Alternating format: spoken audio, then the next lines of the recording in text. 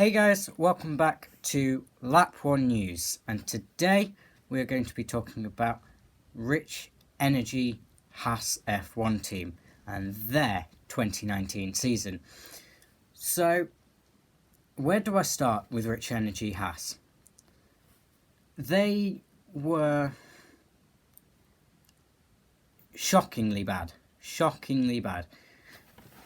So, they started off in testing in Spain, and they showed a decent amount of potential. Obviously, there was that incident where they finished higher than Red Bull, and Rich Energy, being a rival energy drinks company, were tweeting their mouths off about it because they couldn't shut up about how they're quicker than Red Bull on a day in testing, which everybody knows means nothing, absolutely nothing. And then they moved into Australia, and they weren't too bad. They were there, and over the next few races they were just there fighting in the midfield. But a serious flaw came apparent, and that was their lack of tyre management. They couldn't manage the tyres, keep them in the correct operating window for temperatures. They just really struggled all season to get to grips with the tyres, and that really cost them, because in some places they were slower than Williams. Like, let that sink in. They were slower than Williams. That is pretty appalling. And so thought Rich Energy.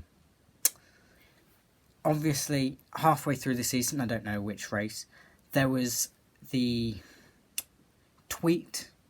comment made by somebody in the Rich Energy team who said basically it's not acceptable that we're finishing behind at the back with Williams, and they've cut ties with Haas F1 team. That turned out not to be true.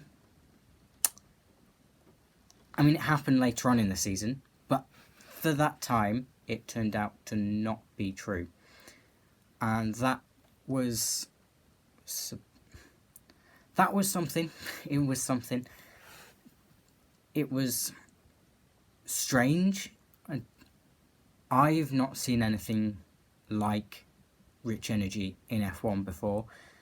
So it was a new experience. All I have to say is, in the end, thank goodness Williams didn't sign for them, because they have enough money trouble as it is.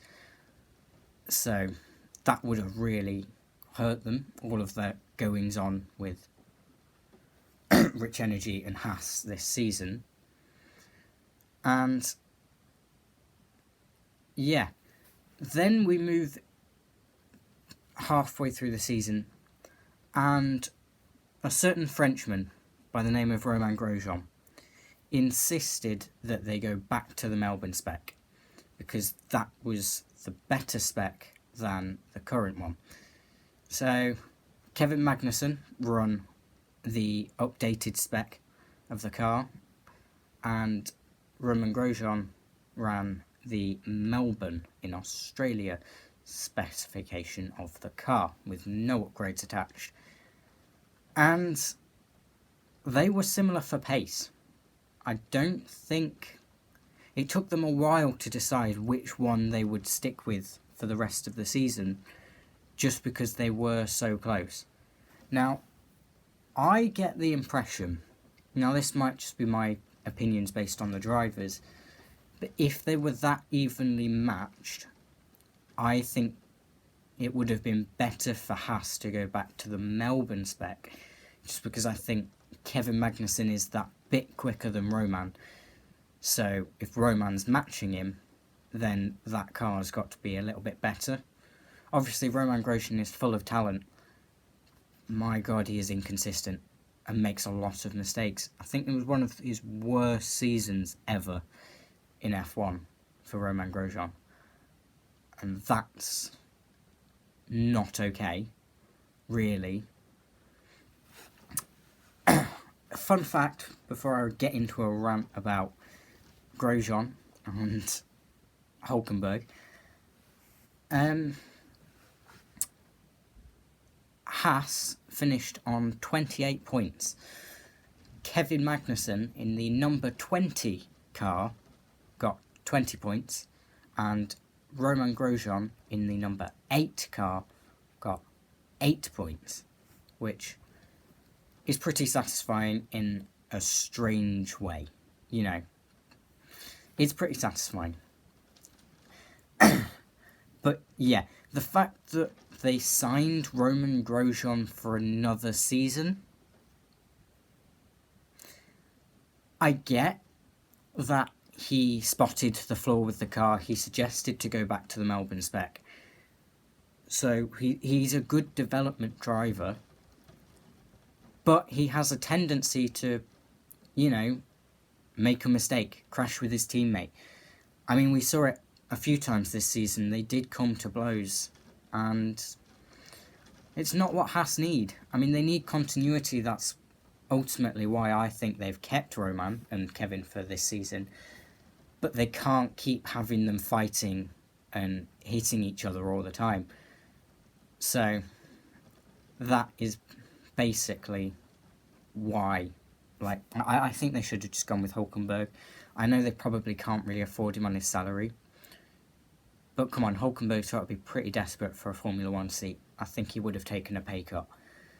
Maybe not at the time of the contract negotiations, but by the end of the season, I think he would have taken a pay cut just to get a seat in F1.